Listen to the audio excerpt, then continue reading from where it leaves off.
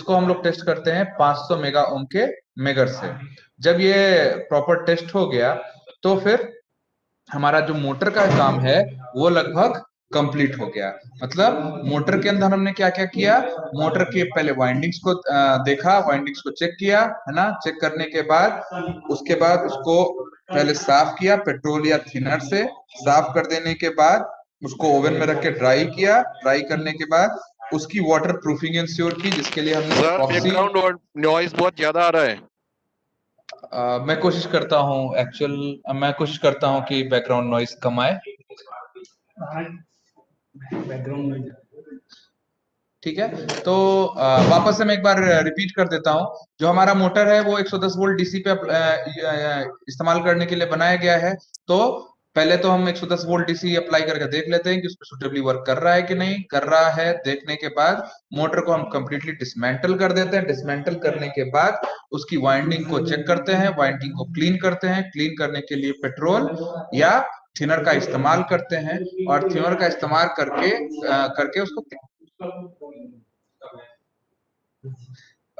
उसका इस्तेमाल करके उसको क्लीन करते हैं, और उसके बाद ओवन में रख के उसको ड्राई अप करते हैं। ड्राई जब वो हो जाता है तो फिर उसके ऊपर वार्निश वार्निश करते हैं, और वापस ड्राई करने के बाद वाटर प्रूफिंग के लिए एपॉक्सी का इस्तेमाल करते हैं। जब एपॉक्सी हो जाती है तो वापस से उस एपॉक्सी को एपॉक्सी हो जाने के बाद उसको वापस से ओवन में रख के उसको वापस से सुखा लेते हैं। और ये जब काम कंप्लीट हो जाता है तो हम लोग चेक कर लेते हैं कि जो इंसुलेशन है कॉइल्स के बीच में वो प्रॉपर लेवल पे मेंटेन है कि नहीं। वो होने के लिए मतलब वो हमें 100 टू 200 मेगा ओम का रेजिस्टेंस चाहिए। इस चीज को चेक करने के लिए 500 मेगा ओम के मेगर को इस्तेमाल करते हैं। तो ये बेसिकली वाइंडिंग्स का, जो हमारा मोटर का जो वाइंडिंग्स खोल के जो हम लोग चेक करते हैं और जो ओवरहॉलिंग करते हैं, ये वो पोर्शन है।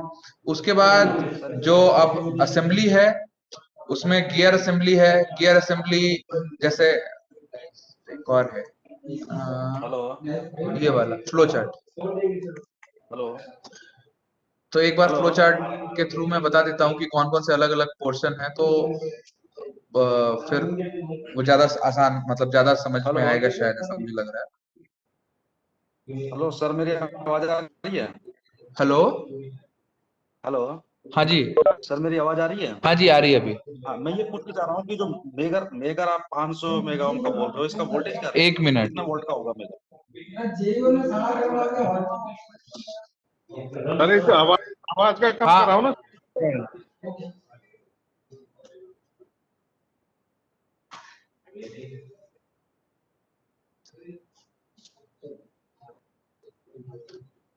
अभी ठीक है। हाँ जी। हाँ हाँ, आप कुछ पूछ रहे थे। हाँ, मैं ये पूछ रहा था कि जो मेगर होगा वो कितने वोल्ट का होगा, वोल्टेज क्या होगा उसका, इंसुलेशन मेगर जो की हमको रेटिंग चाहिए हमारी मेगर की रेटिंग हमारी मेगा ओम से है ना। नहीं, वोल्टेज का भी रहता है हमारे यहाँ जो आते हैं 100 वोल्ट 500 का वोल्ट आता का है, यूज एक होता होगा। 500 वोल्ट का आता है। हाँ हाँ, एक 500 वोल्ट वाला आता है, तो हम हाँ, नॉर्मली 500। 100 वोल्ट वाले से करते हैं मोटर का इंस्टॉलेशन चेक। और 100 वोल्ट वाला जो हमारा मेकर होता है वो अप टू 20 मेगा ओम तक की इंस्टॉलेशन बताता है। 20 से अगर हाँ ज्यादा तो होगा तो इनफिनाइट दिखाता है। नहीं, तो 20 मेगा ओम नहीं, हम वाइंडिंग का जो है उसको हम लोग 100 मेगा, हम जैसे देख रहे हैं हम कि हम लोगों को 100 मेगा ओम या से 200 मेगा ओम के बीच का चाहिए, तो हम लोग 500 वोल्ट वाला मेकर इस्तेमाल करते हैं। 500 वोल्ट वाला। हाँ हाँ, तो 500 500। वोल्ट डिजिटल हमारे यहाँ आता है, वो अप टू 200 तक बताता है। हाँ, तो आपको 200 तक ही बताता है ना। हाँ, तो मतलब हम फील्ड में कर सकते हैं 500 का वोल्ट, मतलब 500 वोल्ट से। अ, आप मतलब क्योंकि अवेलेबिलिटी। नॉर्मली जो है हाँ रिस्ट्रिक्शन है कि हम नहीं कर सकते 500 से, हम नहीं करते हैं नॉर्मली, हम 100 से ही करते हैं साइड पे। हाँ, मोटर का ठीक है। कोई भी इंसुलेशन हमको जल्दी चेक करना होता है। हाँ, तो मतलब आप एक्चुअली पॉइंट ये है कि आपको उसका इंसुलेशन इंश्योर करना है कि इंसुलेशन 100 मेगा ओम से कम ना हो। हेलो। हाँ हाँ। हाँ, तो हमको पॉइंट ये है कि हम लोग को ये इंश्योर करना है कि इंसुलेशन 100 मेगा ओम से कम ना हो। अगर आपके पास अभी ऐसा मेगर अवेलेबल है 100 वोल्ट का भी है और उससे अगर चेक हो पा रहा है कि उसका 100 मेगा ओम से ऊपर का मतलब इंसुलेशन है कि नहीं है, ये पता चल पा रहा है, तो फिर आप इस्तेमाल तो कर ही सकते हैं। ये 100 वोल्ट वाले में तो नहीं बताता है सर, वो तो 20 का आता है या फिर कुछ लोग आते हैं वो 25 तक बताते हैं ज्यादा, बाकी 100 तक तो नहीं बताएगा 100 वोल्ट का। हाँ हाँ जी। वो फिर 500 से करना होता है फिर उसके लिए। सर वो तो मैक्सिमम 20 मेगा ओम ही बताता है, उसकी उसकी रीडिंग रहती है। 500 वाला हम यूज कर नहीं सकते हैं उसके लिए, तो साइड पे नहीं कर सकते हैं आप। वर्कशॉप में शायद आप करते हो, बाकी हम हाँ साइड पे तो 100 वोल्ट का ही यूज करते हैं जो आपको 20 हाँ डिजिटल वाला 20 तक बताता है, या हाँ कुछ हाँ एनालॉग आते हैं हाँ वो हाँ ज्यादा ज्यादा 25 तक बताएगा। हाँ हाँ ठीक है, लेकिन हम मतलब यहाँ पे हम 500 वोल्ट वाला उससे उससे चेक करते हैं, है ना। Thank okay. यू। उसके बाद ट्रांसमिशन असेंबली है ना, तो आप एक बार फ्लो चार्ट भी देख सकते हैं। फ्लो चार्ट में मतलब काफी मतलब क्लियरली थोड़ा क्लियर हो जाएगा कि पॉइंट मशीन रिसीव्ड हो गई कंसाइनी से, उसके बाद फिर उसका डिटेल जो है रजिस्टर में कर लिया, उसको डिसमेंटल किया। डिसमेंटल करने के बाद ये लगभग 5 सेपरेट अगर हिस्सों में अगर हम उसको क्लासिफाई करें तो ये 5 अलग अलग हिस्सों में डिवाइड हो गया। उसमें ये है मोटर, ठीक है। तो मोटर में हम जो कॉइल्स हैं, डिफरेंट टाइप के कॉइल्स, आर्मेचर कॉइल है, फील्ड कॉइल है, रोटर है और कार्बन ब्रश भी है। ये भी चीज हमें देखनी होती है कि कार्बन ब्रश जो है वो ज्यादा घिस गया है क्या। अगर ज्यादा कार्बन घिस गया है तो कोई ऑप्शन नहीं है, आपको उसको रिप्लेस ही करना है और कुछ कर नहीं सकते। और उसके बाद क्लीनिंग करते हैं हम केरोसिन से, एपॉक्सी कोटिंग जैसा बताया। उसके बाद ओवन में डाला, ठीक है, और उसको मतलब ड्राई अप करने के बाद हम इस्तेमाल कर सकते हैं।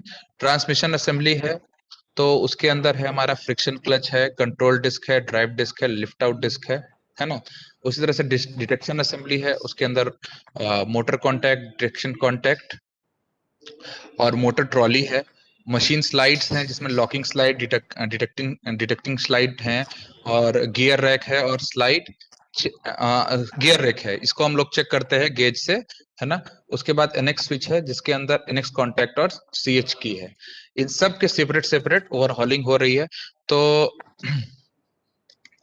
अभी नेक्स्ट पॉइंट पे अपन आते हैं कि गियर रिम असेंबली है, उसको अपन डिसमेंटल करते हैं, सारे पार्ट्स को क्लीन करते हैं केरोसिन से, है ना। और चेक करना है कि जो उसके टीथ हैं गियर रिम के, वो प्रॉपर कंडीशन में है क्या। अगर वो घिस गए हैं, वर्न आउट हैं, तो उनको रिप्लेस करना पड़ेगा। और स्लिप रिंग का भी चेक करना पड़ेगा, ठीक है। तो अगर इनके टीथ जो हैं वो प्रॉपर कंडीशन में होने चाहिए, है ना, तभी मतलब परफॉर्मेंस, अदरवाइज अफेक्टेड हो जाएगा। उसके बाद है हमारी कॉन्टैक्ट असेंबली। कॉन्टैक्ट असेंबली को डिसमेंटल करेंगे और उसको अलग अलग पार्ट्स को क्लीन करेंगे, है ना। और उसके अंदर रोलर होता है, वो ब्रास का रोलर होता है, जिसका जो यूज करने के साथ साथ जिस पर प्रेशर पड़ने से वो कई बार क्या डिशेप हो जाता है। तो मोस्टली उसको रिप्लेस ही करते हैं, मोस्टली नहीं 100% केस में उसको रिप्लेस ही करते हैं, क्योंकि प्रेशर पड़ने से उसका जो ब्रास का रोलर है वो हमारा घिस जाता है और प्रॉपर कांटेक्ट आने में प्रॉब्लम होती है, तो उसको हम लोग खास करके रिप्लेस कर देते हैं। उसके बाद स्प्रिंग एक्शन के लिए जो स्प्रिंग है उसका टेंशन जो है उसको चेक करना पड़ता है। अगर उसका टेंशन प्रॉपर नहीं है तो फिर उसको भी मतलब रिप्लेस करना पड़ता है, क्योंकि अगर टेंशन नहीं होगा तो भी वापस प्रॉब्लम है। तो उसके बाद आते हैं हमारे स्लाइड्स। तो स्लाइड्स की स्ट्रेटनेस जो है वो देखना बहुत जरूरी है। तो हमारा जो ड्राइविंग स्लाइड है तो उसको निकालते हैं, उस देखते हैं, it is check for its straightness. और लॉकिंग सेगमेंट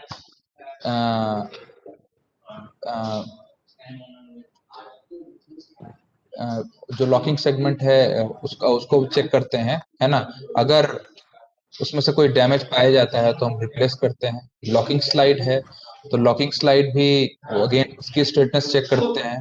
वो अगर क्योंकि अगर इन सब में से किसी की स्ट्रेटनेस कॉम्प्रोमाइज होगी तो जो उसका ऑपरेशन है, जब हमारे स्लाइड ऑपरेट करते हैं तो वो हिंडर्ड हो जाएगा, क्योंकि अगर स्ट्रेटनेस प्रभावित होगी तो आपस में टकरा सकते हैं, फ्रिक्शन हो सकता है, जिससे उनका ऑपरेशन जो है वो प्रभावित हो जाएगा।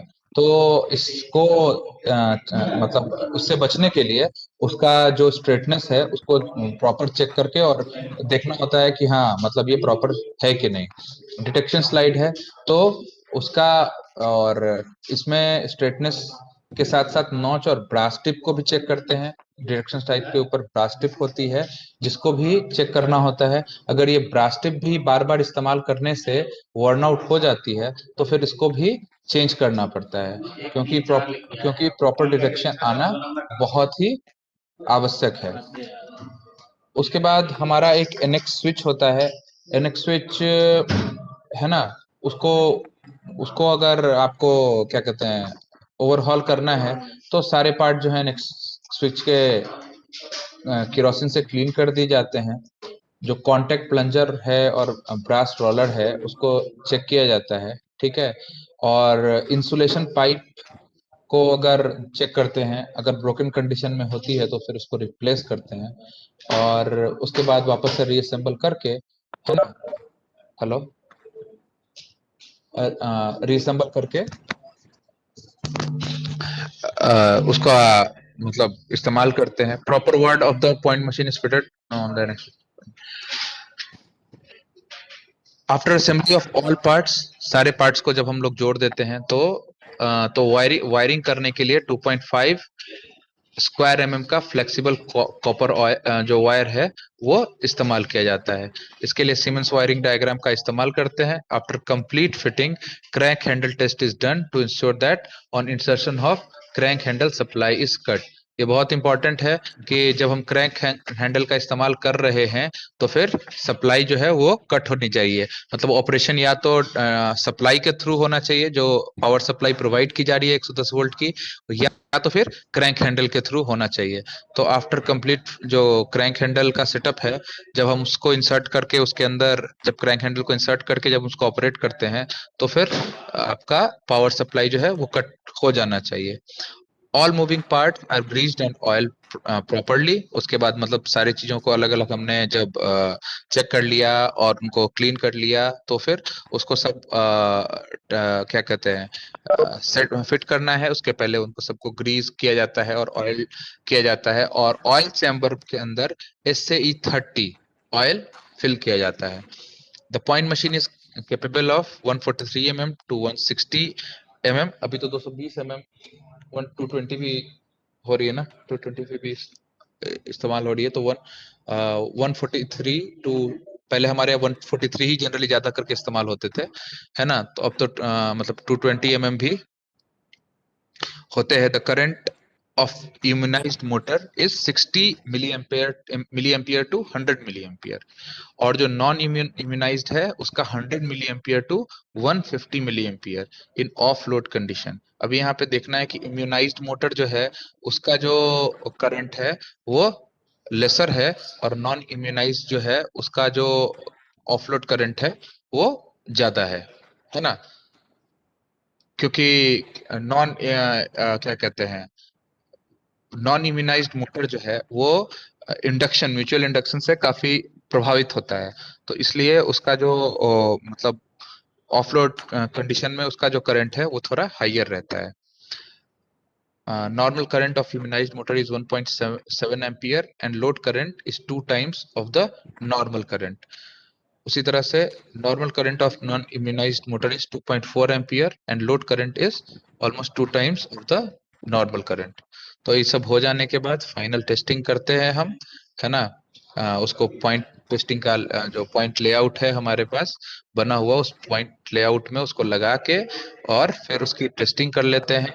और टेस्टिंग करने के लिए ये जो पैरामीटर्स हैं, ये सारे पैरामीटर्स वोल्टेज और करंट के ये नोट कर लिए जाते हैं दोनों नॉर्मल और रिवर्स ऑपरेशन में, ठीक है। हो जाने के बाद फिर ये जो रिक्वायर्ड रेंज है उसके अंदर पाए जाने पे हमारा जो पॉइंट मशीन है उसको ओके करके वापस मतलब रेडी टू डिस्पैच हो जाता है। तो इस तरह से मतलब इन सब चरणों से होते हुए हमारा पॉइंट मशीन जो है वो ओवरऑल होता है।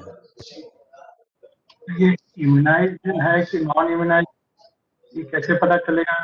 पेंट मार देते हैं हाँ तो इम्यूनाइज है कि नॉन? ये तो आपके मोटर के ऊपर, मोटर पे मेंशन रहता है ना। वो तो निकल जाता, पेंट पेंट मार देते हैं। हाँ भी क्या क्या है, करते हैं? शॉप से पेंट पेंट मार देते हैं, क्या मार देते हैं, नहीं समझ में आ रहा है ना? है। अगर पेंट मार देते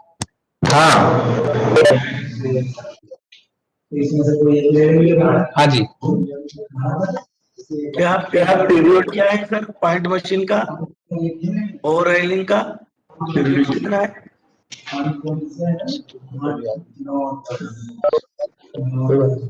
पॉइंट मशीन का पीरियड कितना है मेंटेनेंस अरे की? रवि रवि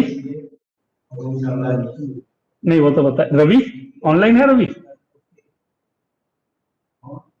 ये पीरियडिसिटी ओवरऑलिंग का मैं आपको डेटा देता हूँ चावला जी, ओके सर, ओके ओके। है ना, प्रोवाइड सर ये कर। पॉइंट मशीन का जो है मतलब ये 12 साल में, जैसे ए रोड में 12 साल का है। हाँ, वो अलग अलग रूट का है और कुछ वो ऑपरेशन पे भी है एक्चुअली ना। हाँ ऑपरेशन 1.5 लाख ऑपरेशन का है, लेकिन जैसे हम लोग को ये 7 साल नहीं, वो चीज क्लियर 7 साल करनी है है। कि अभी तक ये ऐसा क्लियर नहीं है कि जैसे कोडल लाइन मशीन का 12 साल है पॉइंट मशीन का, तो 12 साल बाद उसको डीएसएल कर दिया जाए कि 12 साल बाद उसका ओवरलिंग कराया जाए, ये चीज मतलब क्लियर नहीं है। एक्चुअल में 7 साल का है, 12 साल तो नहीं। अभी कुछ नया मैं देखना पड़ेगा, मैं नहीं 12 साल है बताता ना, हूँ। मेरा ये 7 रूट साल पे है। है। 7 साल ही है शायद। नहीं नहीं 12 साल है, ये रूट पे 12 साल है मेरा। 7 साल और ये 7 साल तो उसमें ये कि मतलब 12 साल पूरे होने पे उसको डीएसएड करें या 12 साल पूरे होने पे उसको ओवरलिंग करवाएं। 12 साल एक्चुअली में वो तो डीएसएट ही होना चाहिए, 12 साल में जो ओवरऑलिंग कराता है तो उसके बाद ओवरऑलिंग के लिए भेजना होता है। लेकिन उतनी पुरानी मशीन जनरली आती है तो उसका सारा पार्ट सब चेंज ही कर एक्चुअल में देते हैं। एक बार ओवरऑलिंग होती है, ऐसा है, फिर भी मैं आपको बताता हूँ। उसके बाद डीएसएट होगा, एक बार ओवरऑलिंग करानी है। अपना जो ओवरऑलिंग का जो पीरियड आता है ना कोई भी इक्विपमेंट का, जैसे ब्लॉक है या जो भी है, तो एक बार ओवरऑलिंग के लिए जाएगा, उसके बाद वो डीएसएट होगा। लेकिन कहीं भी ओवरऑलिंग का पीरियड नहीं लिखा हुआ, हमेशा कोडल लाइफ लिखा हुआ है, ओवरऑलिंग पीरियड नहीं लिखा हुआ है।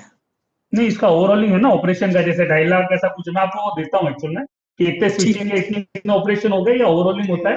उतने ऑपरेशन के बाद तो आपको ओवरऑलिंग कराना एक बार, और उसके बाद अगर उसकी वो जो लाइफ आ रही है उधर, उसके बाद डिसमेंट अपने को डीएसएट करना होता है। बराबर। ठीक है ना।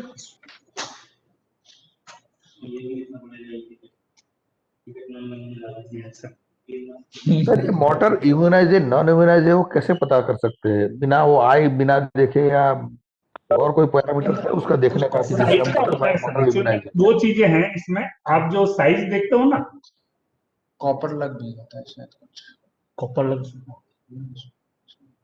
होता है क्या? नहीं, रवि साहब से कंफर्म करना पड़ेगा। ये कंफर्म करके बताते हैं। कॉपर लग नहीं, एक्चुअल में एक बार देखना कहते हैं उसमें शायद जो अपना ये इंसुलेशन जो चढ़ता है ना उसका एक है, और अंदर जो कोर जो आते हैं ना फील्ड के, एक में 4 आती है और एक में 2 आती है। जो इम्यूनाइज्ड है उसमें 2 आती है और नॉन इम्यूनाइज्ड में 4 होती है, क्या उल्टा? हाँ, ऐसा कोई आइडेंटिफिकेशन मार्क पता चले कि हम दो के खोल के नहीं, वो बता मैं पाए? बताता हूँ कंफर्म करके। इम्यूनाइज में 4 रहती है और नॉन इम्यूनाइज में 2 रहती है अंदर कोई। हाँ, अगर ऐसा एक उसका कोई ऐसा कुछ नॉन इम्यूनाइज में सर 4 रहती है। और एक आपका इंसुलेशन रेजिस्टेंस जो है ना वो चेंज आता है, जो नॉन इम्यूनाइज है उसका कम होता है और जो इम्यूनाइज होती है उसका ज्यादा होता है। तो ग्रेडिंग होती है एक्चुअल में इसमें। तो जब मशीन सप्लाई होती है तो उसके ऊपर आईसी, मतलब आई से मार्क करके आईसी, आईए और आईबी जो है वो आईडीएसओ के स्पेसिफिकेशन के हिसाब से डिसाइड होता है इसका जो इंसुलेशन है वो कितना रहेगा और किस इसी इम्यूनाइज एरिया में अपन उसको काम में ले सकते हैं। बाकी ऐसा कुछ लिखा नहीं हाँ रहता। वो डाटा हाँ हाँ डाटा शेयर हो जाए तो अच्छा। हाँ, वो मैं करता हूँ, है ना। कोशिश कर। Okay, thank you. एनबीटी का भी काम होता था वैसे, अभी आजकल तो एनबीटी अभी लगे हैं वहाँ पे। तो एनबीटी का ओवरहॉलिंग भी वर्कशॉप में होता था, अभी कई सालों से तो नहीं हो रहा। तो फिर एनबीटी के ओवरहॉलिंग का जो प्रोसेस है वो ऐसा है कि पहले तो जैसे पहले था कि जो भी कंसाइनी है वो आएगा, मतलब जो पहला प्रोसीजर होता है सबका सेम ही होने वाला है कि वर्क ऑर्डर खुला, वर्क ऑर्डर जो भी कंसाइनी है उसका डिटेल जो है पहले उसके ऊपर लिख देंगे। उसके बाद विजुअल इंस्पेक्शन करना है कि सारे जो पार्ट्स हैं वो internal part as it is present है कि नहीं। तो विजुअल इंस्पेक्शन करने के बाद उसको डिसमेंटल कर दिया गया, और डिसमेंटल करके फिर हम आइडेंटिफाई करते हैं कि कौन कौन से जो हिस्से हैं वो घिस गए हैं।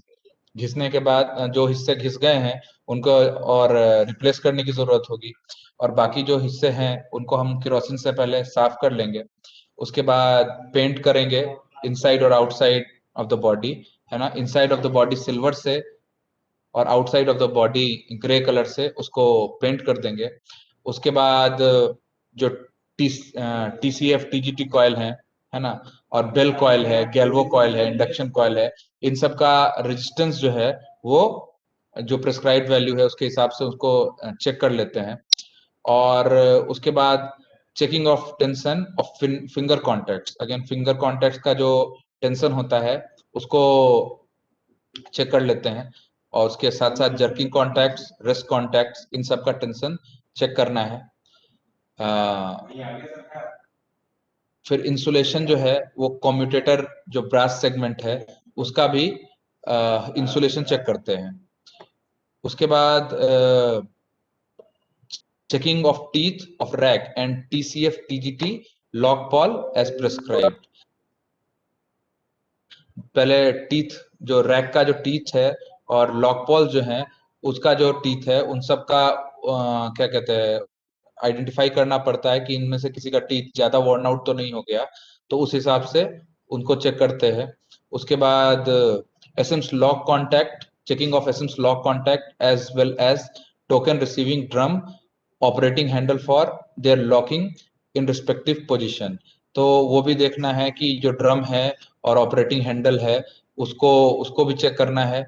ज्यादा मतलब ड्रम भी ज्यादा घिसा नहीं होना चाहिए।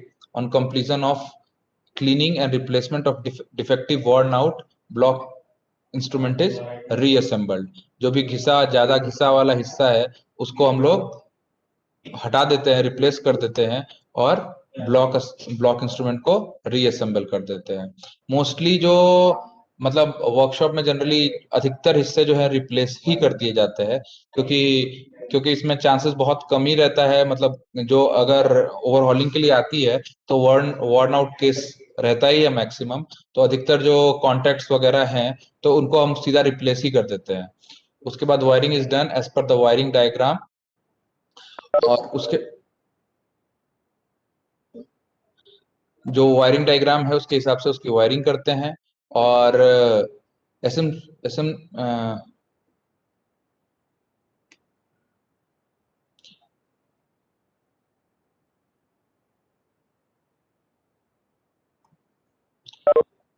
एसएम लॉक को प्रॉपर चेक कर लेते हैं जिससे कि वो अनऑथराइज्ड ऑपरेशन उस पर ना हो पाए। और negative test is done such as operating handle should not move from line close to TCF या TGT without the cooperation of the other end operator. तो जो नेगेटिव टेस्ट है उसको परफॉर्म करने के बाद हम उसको मतलब उसको चेक करते हैं। और during testing with other end operator, it should be ensured that only respective lock should be energized for the desired operation. तो बेसिकली ये है। और उसके बाद एक और है कि ये भी चेक करना पड़ता है कि whether the token receiving handle gets locked at 75 degree to 85 degree when there is no token, and 175 degree when there is token, when the token is undersized। अगर कई बार छोटा टोकन अगर ऐसा आ गया तो फिर उस केस में जो है उस केस में कब लॉक होना चाहिए ये कंडीशन भी चेक करना पड़ता है। उसके अलावा कुछ एक इलेक्ट्रिकल टेस्ट है उसका पैरामीटर दिया हुआ है। जैसे TGT कॉयल है तो TGT कॉयल है तो उसका 20 डिग्री पे कितना रेजिस्टेंस होना चाहिए, 150 ओम का रेजिस्टेंस होना चाहिए, वो है कि नहीं, है ना। और मिनिमम ऑन करंट जो है वो 20 मिली एम्पियर ये मतलब है कि नहीं। मतलब जो भी यहाँ पे प्रॉपर आपको पूरा चार्ट दिया हुआ है कि कौन सा उसका पैरामीटर क्या है और इस पैरामीटर के अगेंस्ट उसका क्या रीडिंग आ रहा है, इसको चेक करने के बाद सेटिस्फाई होने के बाद इसको ओके किया जाता है। तो एनबीटी का खैर हालांकि ओवरहॉलिंग का काम अब बहुत ही कम है, मतलब एनबीटी ऑलमोस्ट रिप्लेस ही होते चले जा रहे हैं। शायद दो सालों से तो कोई काम ही नहीं है, लेकिन फिर भी अपना एनबीटी है कई जगहों पे अपने, तो अपने को वो देखना है। इसके अलावा रिलेज का भी थोड़ा बहुत ओवरहॉलिंग होती थी, तो उसमें भी वही कॉन्टेक्ट्स वगैरह को चेक करके और वर्न आउट पार्ट और वायरिंग, इन सबको देखने के बाद उसको भी ओवरहॉल करके वापस रीअसेंबल करके रिलेज भी दिए जाते हैं। इन सब 2-3 चीजों का जो ओवरहॉलिंग है, इसके अलावा सिग्नल वर्कशॉप में लिफ्टिंग बैरियर गेट जो है एल्यूमिनियम का, वो भी बनाया जाता है। तो उसका जो प्रोसीजर है, वो एल्यूमिनियम की शीट होती है 2 mm की और 3 mm की। तो इन 2 तरह की शीट्स का इस्तेमाल करके वो लिफ्टिंग बैरियर गेट बनाते हैं। तो मोस्टली जैसे हमारा 32 फीट का टोटल लिफ्टिंग बैरियर गेट होता है, तो 8-8 फीट के 4 टुकड़े होते हैं। तो जो सबसे बड़ा क्या कहते हैं एरिया, क्रॉस सेक्शनल एरिया वाला जो हिस्सा होता है, वो 3 mm के एल्यूमिनियम शीट से बनाया जाता है ना। तो और बाकी जो 3 जो पोर्शन है क्रॉस सेक्शनल एरिया से, मतलब सबसे बिगेस्ट के बाद जो नेक्स्ट 3 हैं, वो 2 mm के एल्यूमिनियम शीट से बनाए जाते हैं। अब इसके अंदर जो प्रोसीजर रहता है वो है, एल्यूमिनियम शीट जो है वो रिसीव हो जाने के बाद, है ना, उसको रिक्वायर्ड साइज में, रिक्वायर्ड डायमेंशन के हिसाब से कट कर लिया जाता है। कट कर लिया जाता है। कट करने के बाद उसकी प्रॉपर बेंडिंग होती है, जो डिस्क्राइब ड्राइंग है उसके हिसाब से उसकी बेंडिंग होती है। बेंडिंग करने के बाद जब उसको बेंडिंग करने के बाद उसको फिटिंग के लिए ले जाते हैं। हाँ, बेंडिंग करने के बाद उसके उसमें जो होल्स होते हैं, वो होल्स गिराए जाते हैं, ड्रिलिंग होती है उसके बाद उनमें होल्स की, जिसमें नट बोल्ट हमें जहाँ पे नट बोल्ट के इस्तेमाल से जिसको उसको टाइट करना है, तो फिर ड्रिलिंग होती है। और ड्रिलिंग हो जाने के बाद इसको फिटिंग शॉप में भेज देते हैं, और फिटिंग शॉप के अंदर वो जो चारों हिस्से हैं उनको बीच में ज्वाइंट करने के लिए 1.2 mm का GI शीट इस्तेमाल किया जाता है, जिसके थ्रू वो चारों जो पार्ट्स हैं उनको आपस में अटैच किया जाता है। फिर अटैच करने के लिए जॉइंट्स जो हैं वहां पे 8x25 mm का जो अपना हेक्सपिन और नट यूज होता है। बाकी पूरे बॉडी पे 6 mm x 20 mm का जो है हेक्सपिन यूज होता है। और उसके बाद उसकी पूरी बोल्टिंग कर देते हैं। पूरी बोल्टिंग करने के बाद उसको क्या कहते हैं, गोल्डन येलो और ब्लैक के ऑल्टरनेट स्ट्राइप्स से उसकी पेंटिंग हो जाती है। और इस तरह से आपका जो लिफ्टिंग बैरियर गेट है वो मतलब तैयार होता है। इसके अलावा एक और मेजर प्रोडक्ट है, वो है अपना स्लाइडिंग बूम। तो स्लाइडिंग बूम भी हमारे मतलब सिग्नल वर्कशॉप में बनाते हैं। तो सिग्नल वर्कशॉप में जो स्लाइडिंग बूम है, अगेन तो उसको बनाने के लिए MS की प्लेट्स का इस्तेमाल करते हैं, और 50 mm डाया का वो पाइप इस्तेमाल करते हैं। इसके अलावा उसका स्टैंड बनाने के लिए 80 mm का डाया का पाइप इस्तेमाल करते हैं। उसको मतलब मोस्टली यहाँ पे शीट मेटल का, मशीन शॉप का और फिटिंग शॉप का रोल रहता है इसके अंदर। तो रिक्वायर्ड साइज का जो अपना रिक्वायर्ड साइज का जो है, क्या कहते हैं, स्टैंड के लिए 780 mm का अपन 80 mm वाला जो डायमीटर का पाइप है, 780 mm लेंथ पे कटिंग करते हैं। और स्टैंड बनाने के लिए MS की प्लेट इस्तेमाल करते हैं 5 या 6 mm की।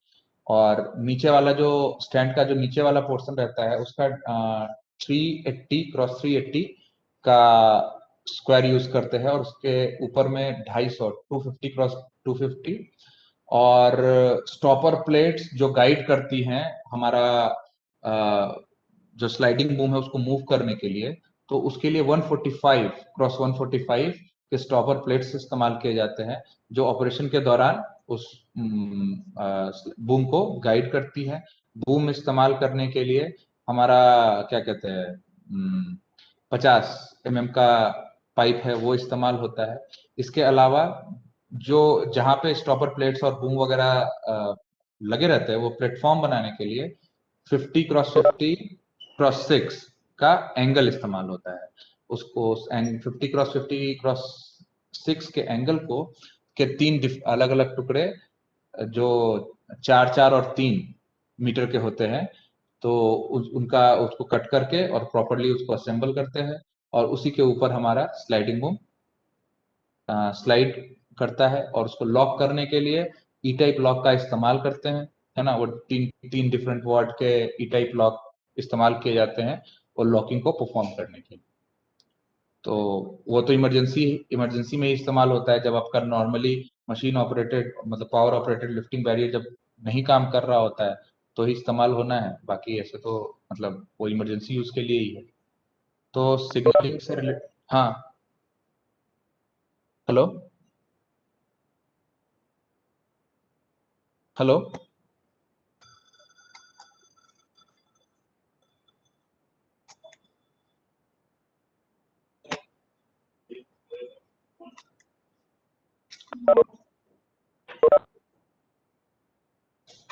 हेलो सर, ये सेशन ऑन तो है? हाँ सर, आवाज आ रही है आपकी। आ रही है ना? तो बेसिकली यही मतलब मेजर जो इस्तेमाल किए जाने वाले क्या सिग्नलिंग आइटम्स हैं, वो आपके सिग्नल वर्कशॉप से जनरली क्वेश्चंस होंगे तो इन सब से ही आ सकते हैं। इसके अलावा सीएलएस सीएलएस यूनिट भी बनाते तो हैं हमारे यहाँ। उसके बारे में आया है कभी? सीएलएस यूनिट वगैरह से भी, हाँ कलर लाइट सिग्नल से, हाँ। तो बस यही दो ओवरऑलिंग में तो यही दोनों है। और उसके बाद थोड़ा बहुत लिफ्टिंग बैरियर और स्लाइडिंग बूम का भी बता ही दिया लेकिन उसका मटेरियल नहीं है अपने पास। ये डबल लाइन ब्लॉक इंस्ट्रूमेंट की ओवरऑलिंग का बताइए सर। उसका SG वो एसजी नहीं होती हमारे यहाँ ओवरऑल। तो थोड़ा 1 2 दिन में मैं देखता हूँ, कुछ अगर एसजी का मिल जाता है तो एसजी का शेयर कर देते हैं। उसी का आता है, ये NBT का नहीं आता है। नहीं आता है, वही हमारे यहाँ एनबीटी होती है, एनबीटी के बाद से फिर एसजी होती नहीं नहीं, है। SG का भी होता है, साबरमती में मैंने करवाया है सर। हाँ हाँ, साबरमती में SG भी होता है, पिछले साल तक तो होता था। अच्छा देखते हैं उसका उसका कुछ अरेंज करके मटेरियल आपको प्रोवाइड कराते हैं।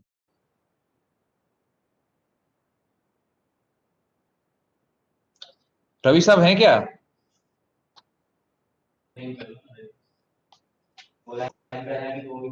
हाँ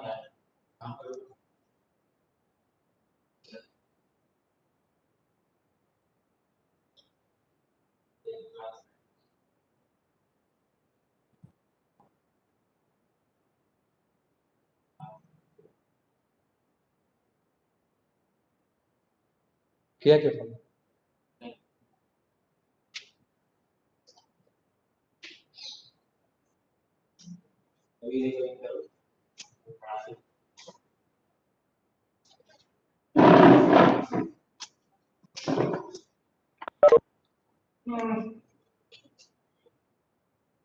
हाँ जी सर। सर क्लास में है ना क्या?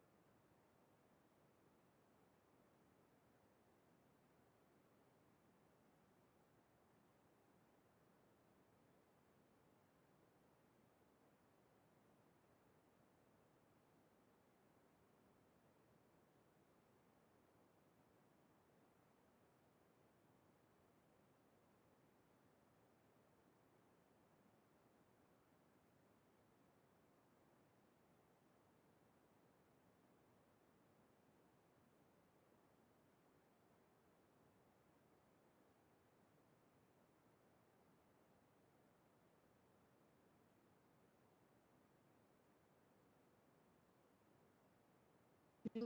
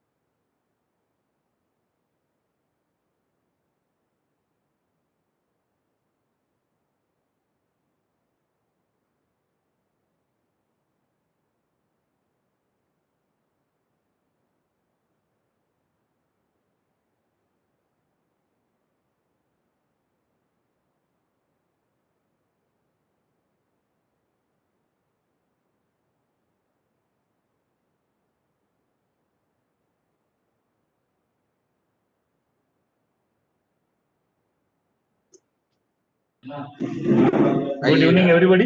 आइए ना इधर। अरे बैठिए ना इधर में।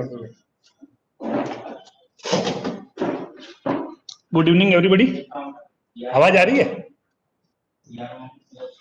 अपना लास्ट जो क्वेश्चन थे 300 तक गए थे ना, 316 370 तक हो गया था सब, 370। 370 हो गया था। हाँ